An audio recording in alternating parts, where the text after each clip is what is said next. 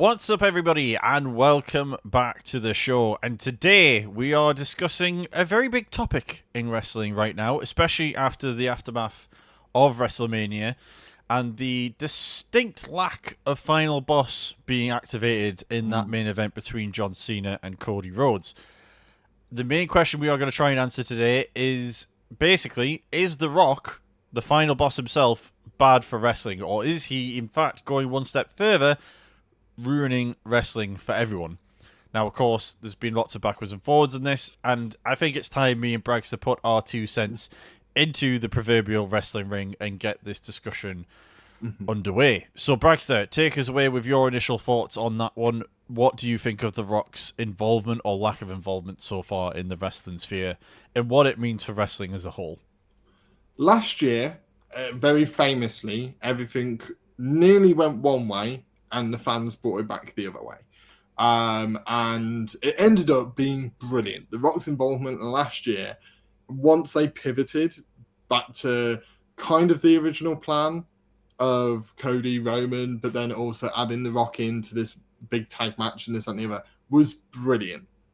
And The Rock's on-screen involvement has always been brilliant.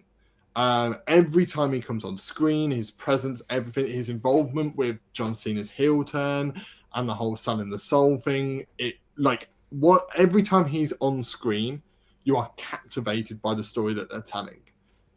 The issue is he's not on screen a lot, which means that when you, for example, you go to the Raw after Mania and everyone's immediately thinking, well, it's Rock Cody next year. Then we get to Bad Blood, and he does the tease of the 3-2-1, which no one knows what that means still.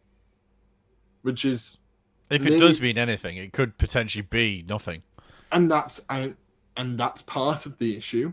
Then he doesn't turn up then until the Netflix debut, becomes a babyface for one night, then tells us all to trust the plan. Then disappears, then comes back for the Sell Your Soul, then doesn't turn up at Mania, but Travis Scott does. Now, I think for me, it's not necessarily that The Rock is ruining wrestling or that he's bad for wrestling. His relationship with Triple H is what's bad for wrestling. So it's like, for me, it's the Rock is currently being bad for WWE because of his relationship with Triple H. And I just feel that them two are not on the same page.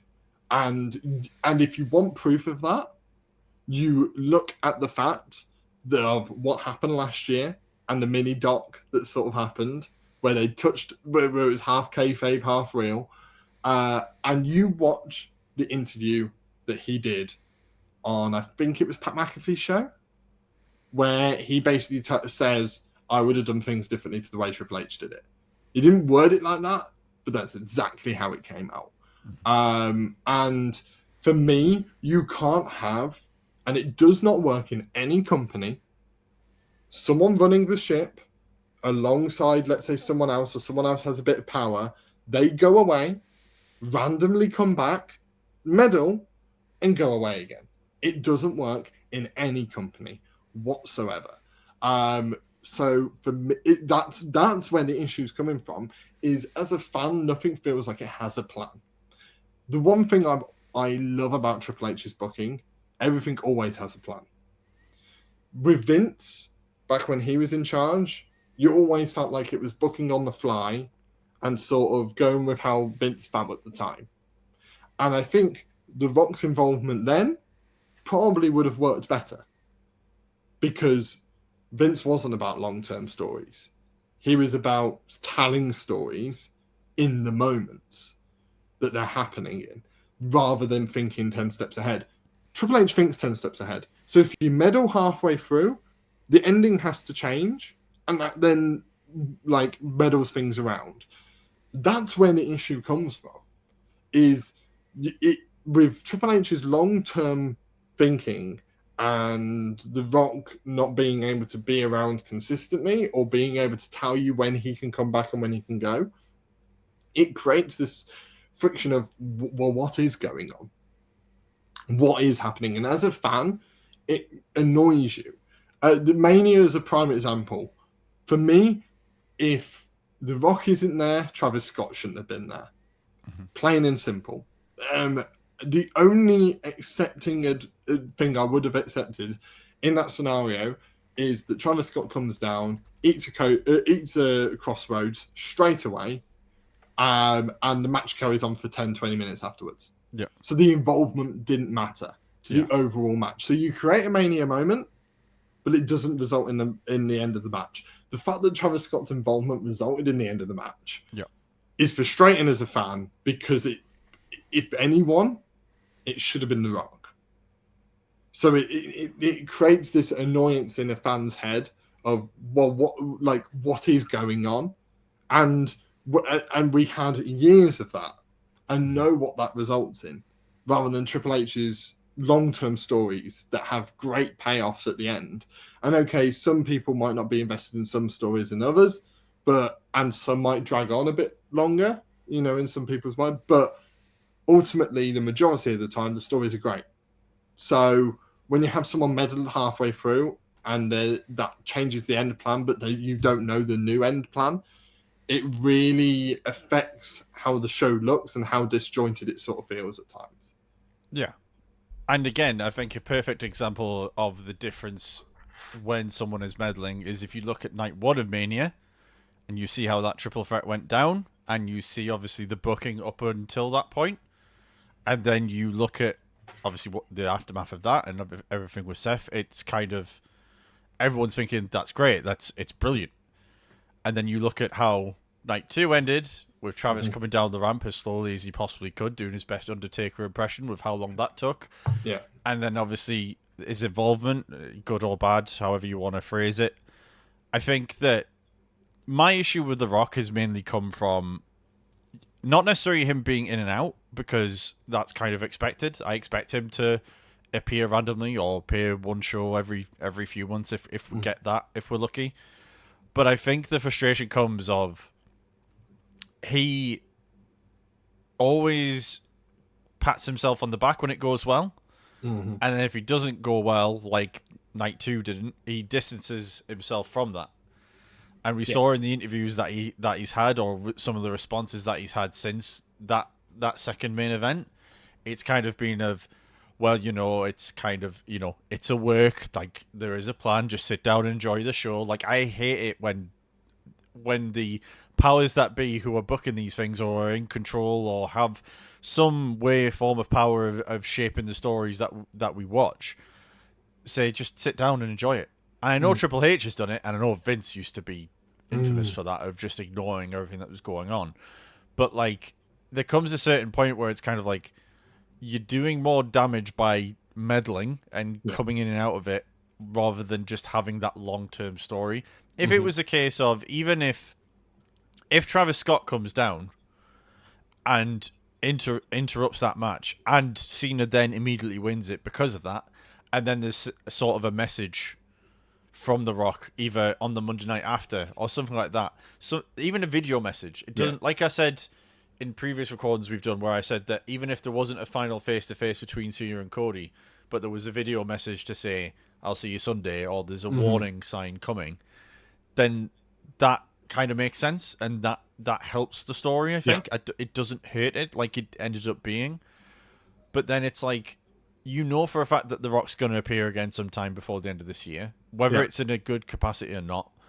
And the likelihood is, because of how badly that second night went, they're going to have to make it work in some way, shape, or form towards the end of this year, with the end of Cena's time, obviously at the end of December, and obviously his date's now ticking down.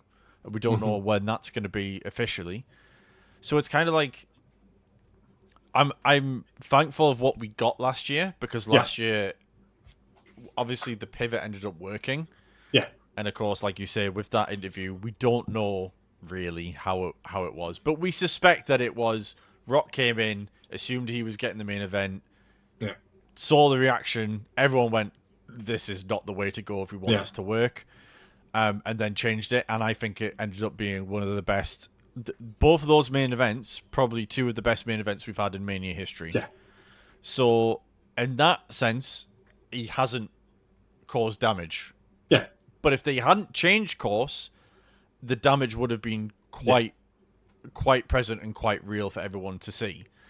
And I just worry that they're gonna try and he's gonna come back and say, look, none of this has worked, and he's not gonna see the fact that it's due to what he's done and how he's responding to people. And I think that he has done more damage with that second night's main event. I think that because he's going to be away for a bit, this Cena run is going to pick up steam. Yeah. And maybe when he comes back in, it's going to be in a much rosier place. Therefore, it's less likely to get hurt from that standpoint. Because again, if Triple H has done his 10 steps ahead, like we always know he does, if The Rock comes in at a certain point, it gives him enough time to sort of pivot like he had to do last year. Yeah. So I don't necessarily think that he's going to do more damage per se, but I don't necessarily can 100% rule it out. Yeah. Like I don't because the whole Travis Scott thing, again, having him there being a side guy to Cena and Rock, I get that there's a clicks thing, there's views on social media that they're always going for, and I get that as a company, that's what they need to do. But there are times and places for it, as I've said before. And I mean, there's a whole other conversation about how corporate WWE is right now, especially with ticket prices and all that stuff. That's a discussion for another video. Yeah. But it just feels like whenever The Rock I feel like now whenever The Rock appears, it's gonna leave. It might not necessarily be a holy shit moment. It's gonna be I hope this works. Yeah. Because we had a discussion when there was the offer to Cody. Yes. The premise of it was great. Yeah. The execution of that Rock promo wasn't as great. And it feels like every time Rock's in the ring, it's very self-indulgent and it's very, I'm going to take 20 minutes because I'm The Rock and I can do that. Which is fair. He's, know, he's earned the reps. He's done the time. He's a legend of the business.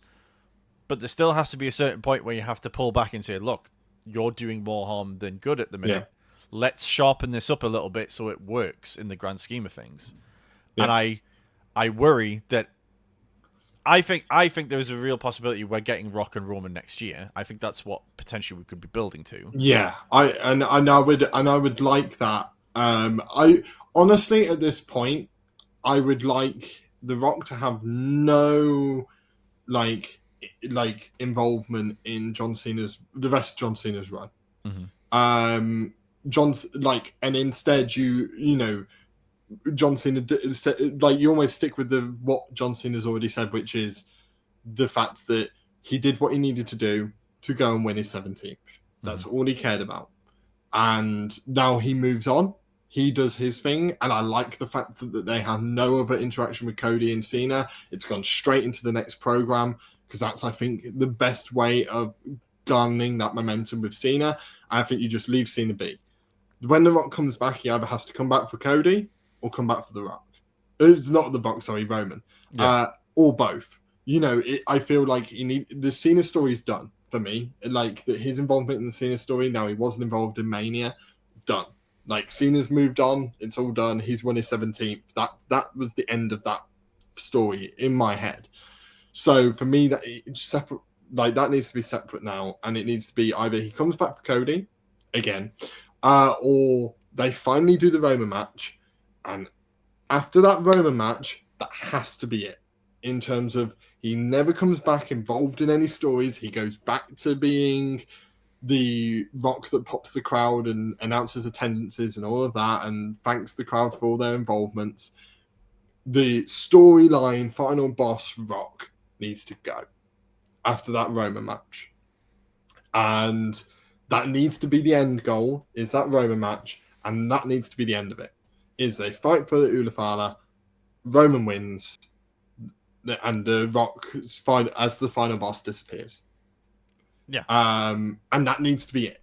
And I hope that's what's happening. But as you said, rather than what we felt for so long when The Rock comes back. I'm like, yay! Every time he comes back, it's a massive pop, and then he gets into the ring, and every fan goes, oh, what's gonna happen? Because I remember when the graphic came up that The Rock was coming back on that SmackDown, the one where he did the promo with Cody, and a lot of online reaction was, oh, I hope this works. And that's not a feeling you want to have every time someone shows up. And that sort of says to me that whatever they're currently doing, or whatever system they have currently for that relationship and working relationship, isn't quite working and isn't quite hitting. Whether it's working behind the scenes or not, it's not coming across on screen. So you need to change something. Something needs to change there. And the worry for a lot of fans is that that's not going to change.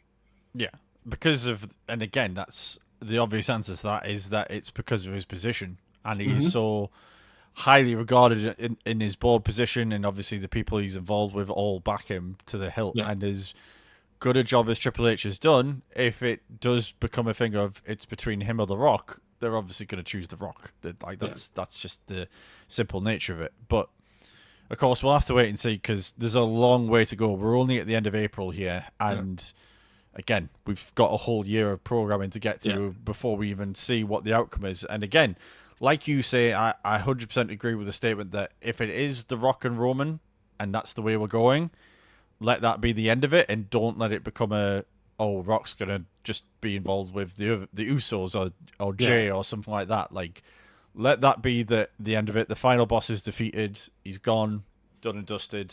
Yeah. And then Happy Rock comes back and he does his appearances, announces a new line of WWE shows or something like that they're doing. I don't know. Whatever they want to reel him out for whilst he's still being a movie star. But yeah, we'll have to wait and see. But hopefully we won't see another damaging run like we've seen maybe of the past few months. Yeah. But with that being said, folks, if you have enjoyed this episode, don't forget to like and subscribe and leave a comment down below. Let us know. What do you think? Do you think The Rock is doing more damage than good in WWE at the moment, or do you think he is in his right to do whatever he wants to do? Let us know down in the comments. And with that being said, we will catch you on the next one, folks. See you all very soon.